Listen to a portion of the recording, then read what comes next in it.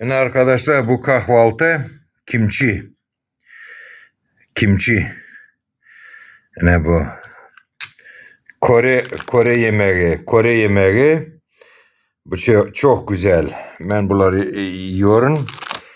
Yani acı, tatlı. Çok güzel.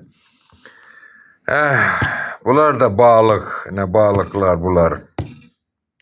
Bıçki. Bunlar da balık. Bu da balık.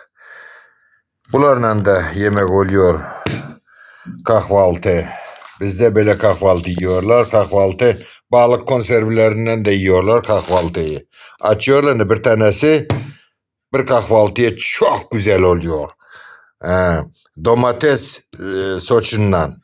Domates soçundan. Çok güzel. Rusya'da bunlar. Rusya'da yapıyorlar bunu. Bunlar da Rusya'da yapıyorlar. Bunlar da Rusya'da yapılıyor.